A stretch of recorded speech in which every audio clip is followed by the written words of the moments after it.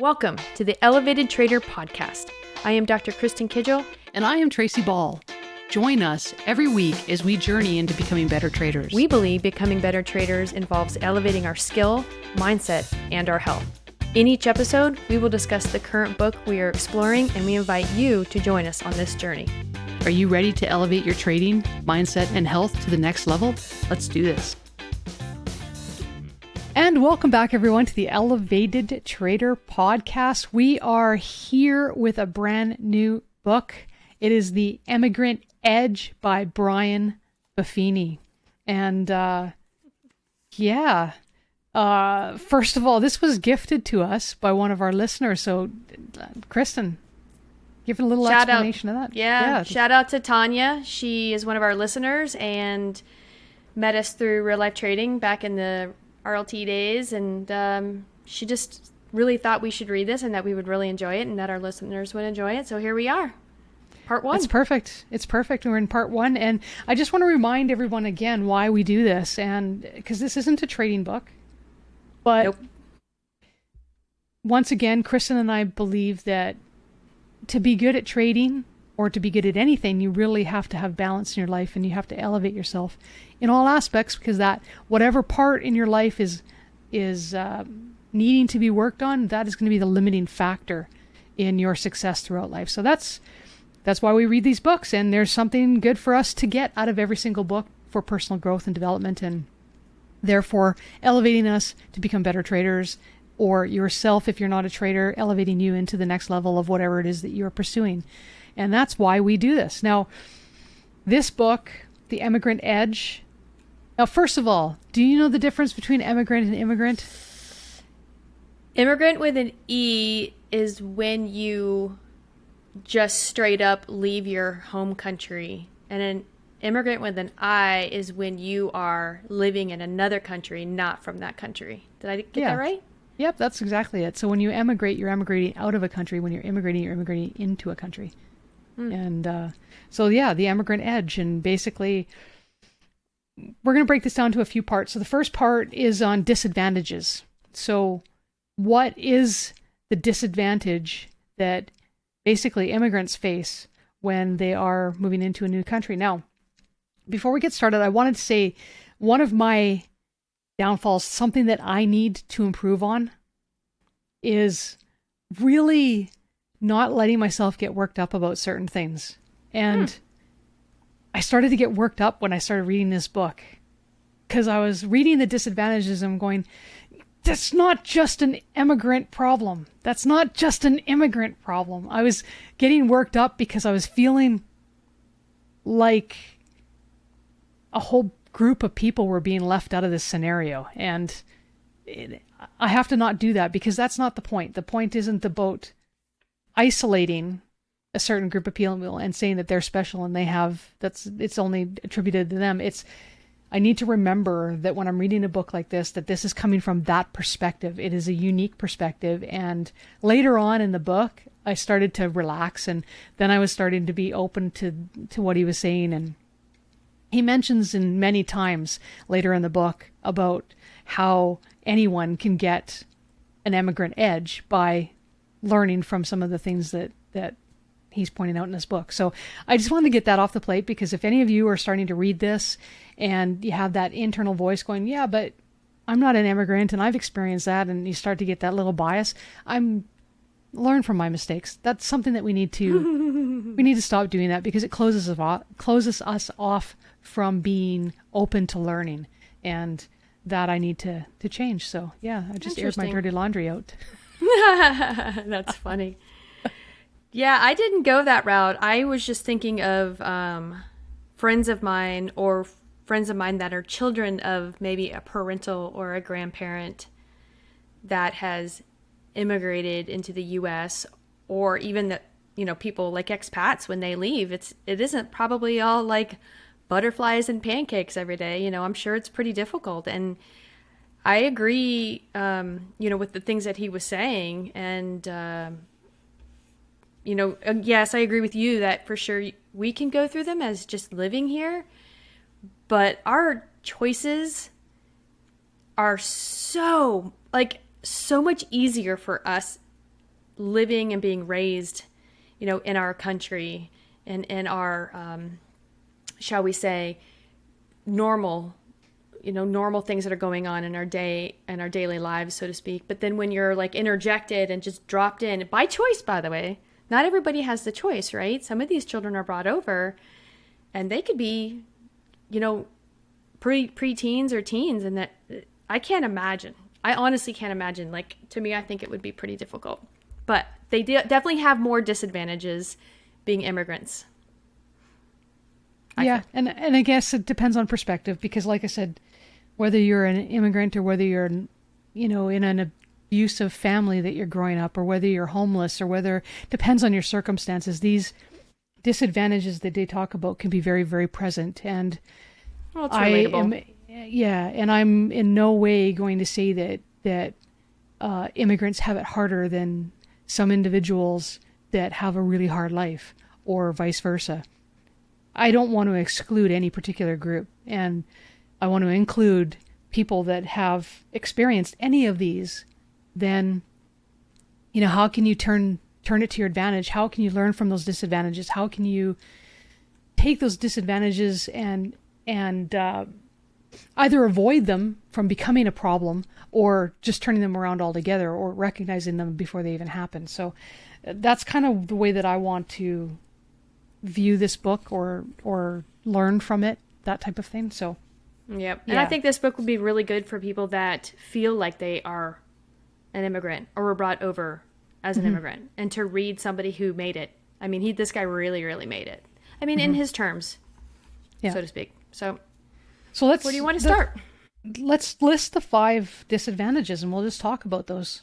So the 5 disadvantages that are in this part. The first one is immigrants don't understand their culture. And that is completely true. I mean, you come into a new culture, it's the language could be different. The customs could be different. The sarcasm. Yeah, the humor. Even though he knew English, by the way. I mean, it's not like he didn't know English, but he was still struggling.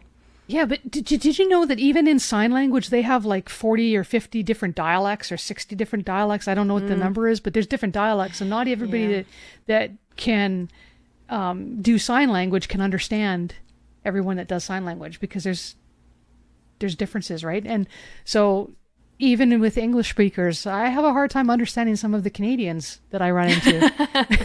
It's depending on where you are in the world, right? And I mean, same with the Brits. I have a hard time understanding them times. Listen, there's parts of Florida where I struggle listening to what people are saying. There you go. So then you add in cultures and mannerisms and different things like that just, definitely increases a different element.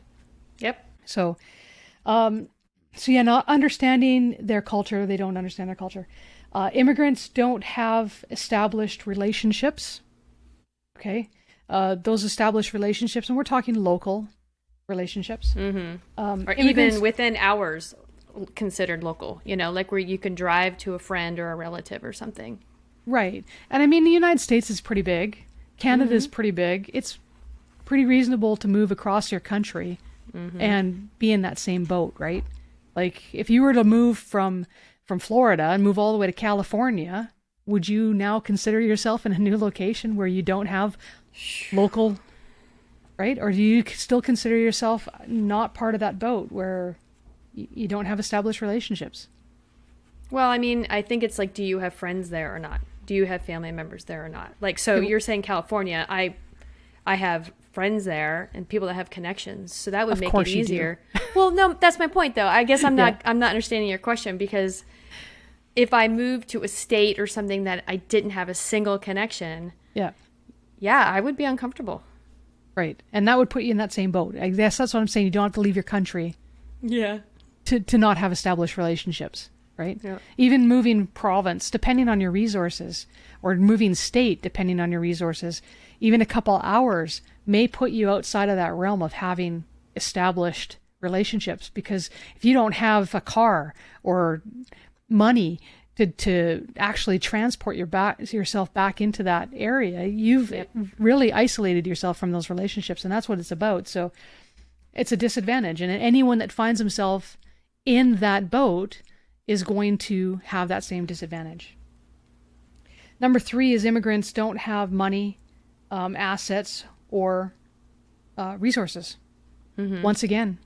And no same safety thing. net. I like how he was like, there's no plan B, people.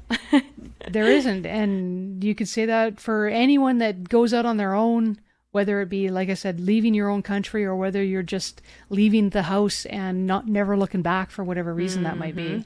The audacity. And, yeah, you're on incredible. your own, right? So, yeah. Number 4. Immigrants don't have much choice about where they start, like their level of work, low paying work, or starting at a low level.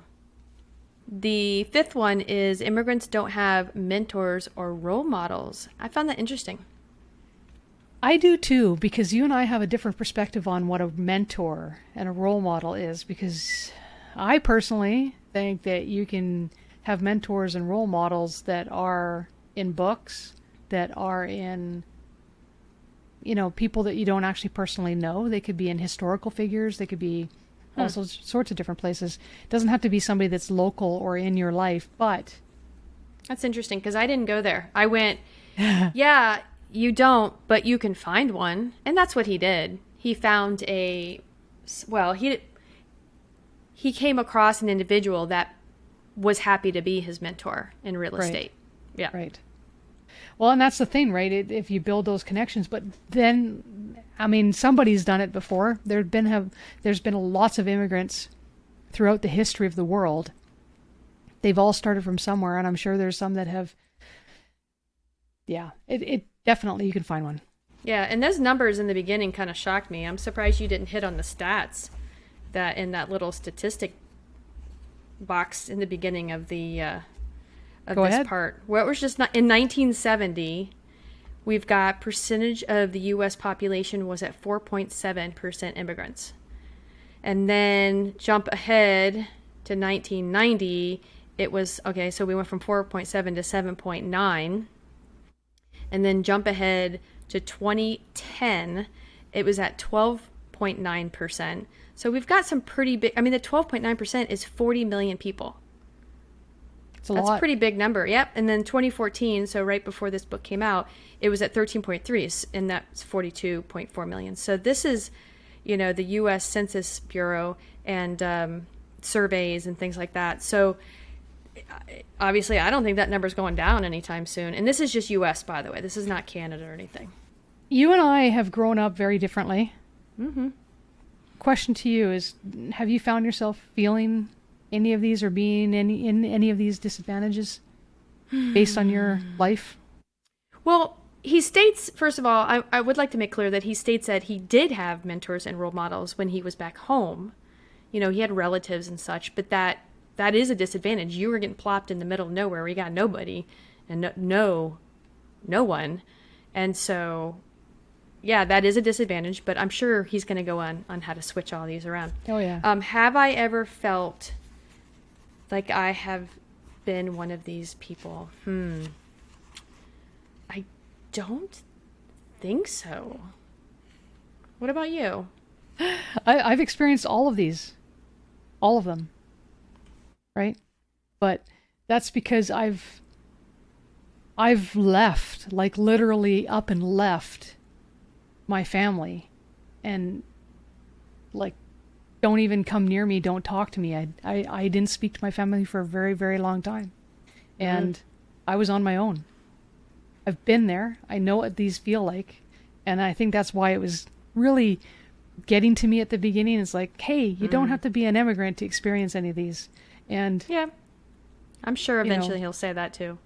Yeah, I think of even women way back before we had the right to vote, and before we had the ability to hold assets or do any of that kind of stuff. How often did women, 50% of the culture, 50% of the world, experience any of this?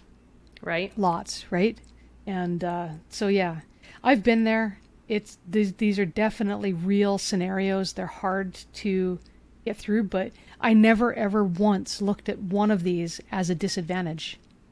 Oh, yeah. Well, I But can see how people could.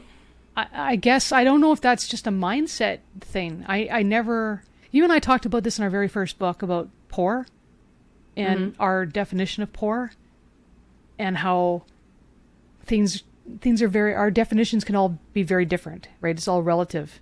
And when I was comparing, how my life was versus how Jeremy was describing it in Money Grows on Trees, his version of poor, I'm thinking, well, that's nothing, dude. Like, yeah, but I never once thought of myself as poor. And even in these disadvantages, I've been in areas like, when you say don't understand their culture, I understood the Canadian culture, but maybe not because you even have cultures within different subsets of or hierarchies of wealth, right? Right. And so trying to raise yourself above certain levels, get yourself into different levels. And I would say that there's even a difference in cultures between teenagers and adults, and then older adults, and even generational culture changes. So finding yourself in an environment where you don't know anybody, and you don't have those mentors, and you don't have established relationships, somebody that can help you guide yourself or guide you along, and then not having money or assets or resources. You had to learn how to become very resourceful. And like I said, I did not once think of any of these as a disadvantage. They were just obstacles that I had to figure out how to get around. Yep. Right? Well, yeah, and he could have interchanged the word too. Because it's basically natural obstacles. I'm going to change the word of being an immigrant. I know in the next episode that we're putting out, the next chapter or the next part is going to be about the natural advantages of immigrants, which I'm going to find interesting. I haven't looked ahead, so. Yeah. Well, but I do think that it's appropriate to call these disadvantages, because for a lot of people, they will look at this and say this is a limiting factor. And I think that's what needs to happen, is there needs to be a switch in their brain that says this isn't a limiting factor. This doesn't have to stop me. This is just an obstacle that we can overcome. I love that change of words. They are disadvantages, or they could be, but they don't need to be. Right. So, or stay that way. Yeah, exactly. They're just inherent in the move or the decision to remove yourself from one country and traditions, which it was Ireland, you said, right? Dublin? Yep. Yep. And then plopped over. And now I'm just having a visual of when Tom Cruise came over in that movie. Oh my gosh, I can't remember the movie. And then he was fighting and stuff, so I kind of want to watch that again. That's funny. So yeah, that's pretty much it, the disadvantage. Now, another question for you. Do you ever feel like you have disadvantages? Is there any disadvantage in your life that is a limiting factor, basically, right now? And if there isn't, has there ever been a disadvantage that was a limiting factor that took you some time to switch in your brain in order to realize, wait a minute, this isn't a disadvantage, I can get past this? Oh, I am 100% sure I could come up with more than a handful of times in my life that either life has put me in these certain situations that I had to overcome them and not sit around in a pity party, or choices that I've made along the way that have put me in situations where I'm like, either have a pity party or, change it. So I feel like it's just part of life in general. Okay, you're right. It is part of life, but it's also a hang-up for a lot of people. Well, so if you're in a victim state, you're in trouble. You have to identify if you're in a victim state. Agreed. Completely agreed. But how do you do that? How do you get out of being a victim? How do you even recognize it? How do you recognize it? How do you get out of it? How do you make others. that change? You're blaming others for your situation. And until you can look out, and so you have to, if you're looking outside of yourself, not looking at the person in the mirror, the situation that you're in, and you want it to change, you'll stay stuck. You cannot do the blame game. You have to just take some ownership, maybe do some forgiveness work, have some gratitude for like, well, what am I getting? You know, like look at the mirror, like, well, what can I do with this situation? And then step forward. So maybe awareness. Awareness is definitely key. It's tough because this is a big question. We could do a whole podcast just on this because, you know, there's nothing that irritated me more growing up and trying to grow when people said, you just got to do this. It's like, yeah, have a thicker skin. How? Tell me how, right? You got to have a thicker skin. How? It's so much easier. Yeah, well, it's easier said than done. Give me the how. Yeah, of course. Tell me the how, right? And so this, I think, is a big hang up for a lot of people. First of all, acknowledging or recognizing that you even have a victim mentality.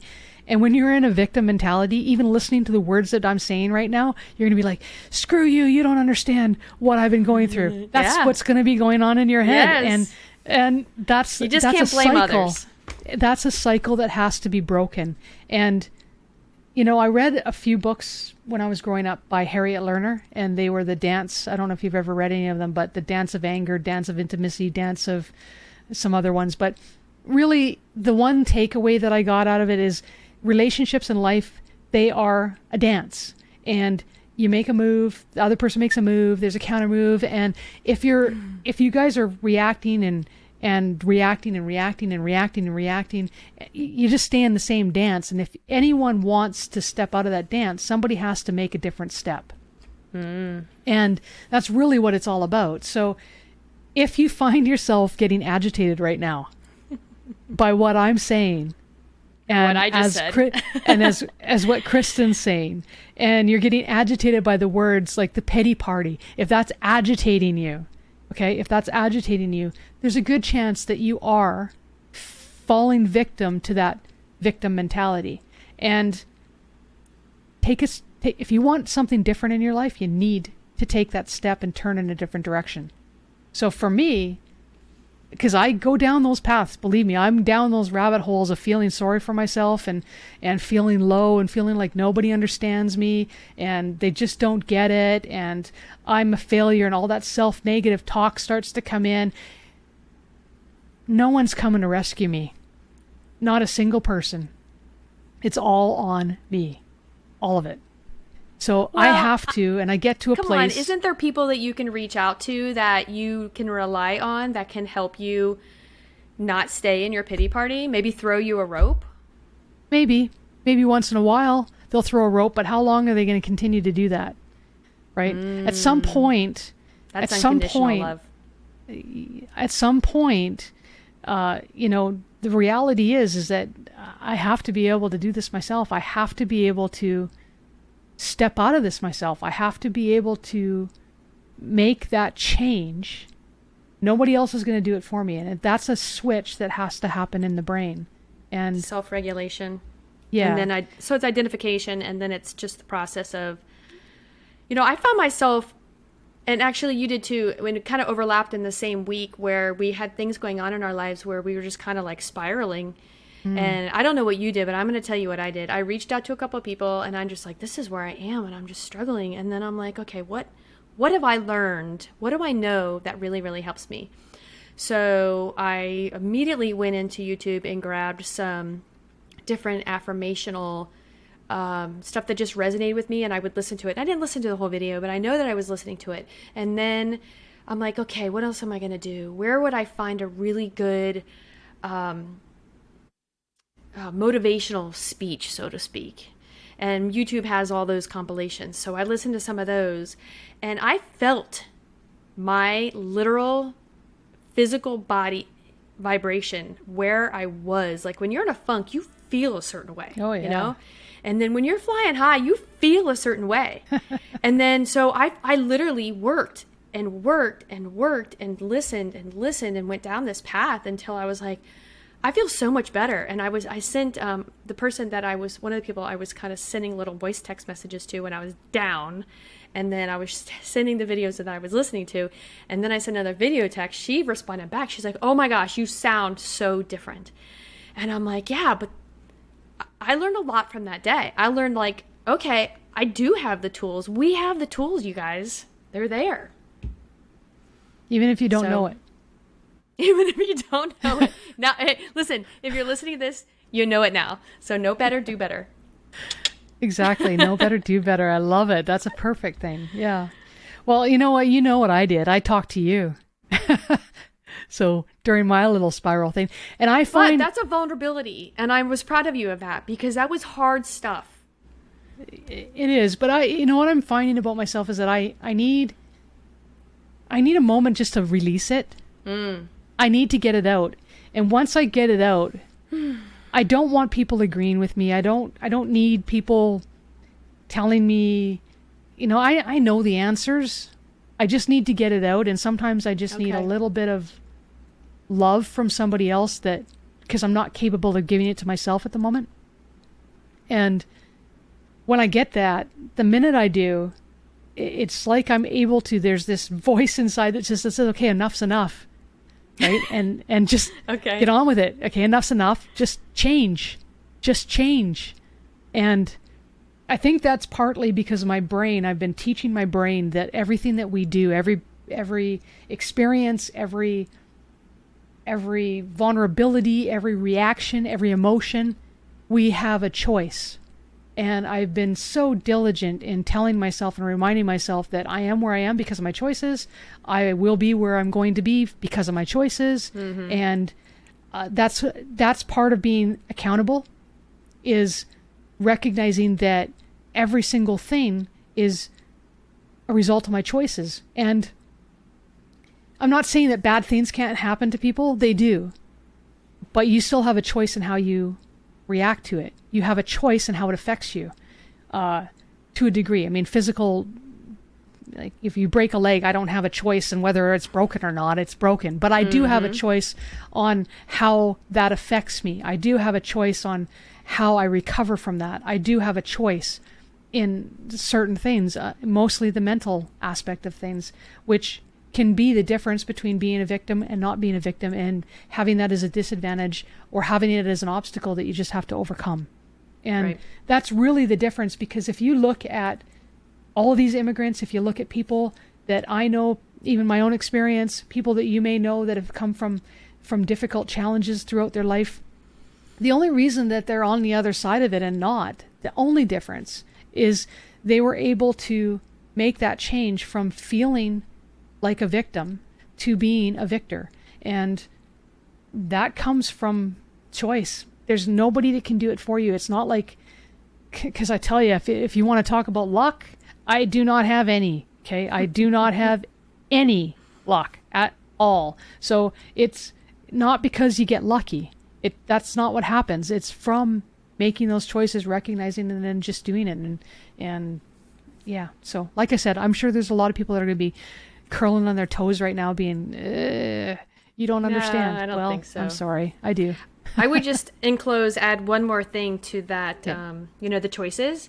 Yep. Is that, what is your why? What is your goal? What is your dream? And to wake up every day and remind yourself of that. I've actually been told, okay, here's your dream, here's your goal, here's what you're going after. Every day you're making choices and decisions to move towards that. Even when life's going to have obstacles and your mind's going to play all these tricks on you and take you down these paths, just keep remembering what your focus is, and that will actually pull you and draw you through to the next day. Mm-hmm. Well, and I want to say one more thing about the why, because some people may struggle there too. I know I did struggle with the why. And it's okay if you don't have a big why. It's okay if you don't know quite yet. The way that I want to present the why to you is kind of like building your dream home. Nobody goes out and builds their dream home without ever owning a home. You have to own a home at some point in your life to realize what you like about the home, what you don't like about the home. Or an apartment. You have to live somewhere. You get it. And your why can be the same thing. So create whatever why you're capable of creating. And it's okay if you're working towards that why and then you change the why down the road. You fine tune it, you add to it, you make it more concrete, or maybe you fulfill that why and so now you need a new one. That's okay. So I just wanted to make sure that you understand that it doesn't have to be some grand thing, because I think that trips up a lot of people. I'm Yeah. still getting tripped up on the whole eulogy thing. So, Ooh. You know, it took me Anyway. a couple of times to really wrap my head around it, but I also had prompt questions. There you So go. the first time I didn't have the prompt questions. The second time I did.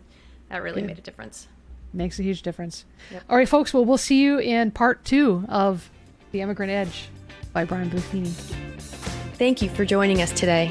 For more information about the show, as well as our list of current reads, check us out at www.theelevatedtrader.com. Remember to subscribe and share if you found value in today's episode. See you next week.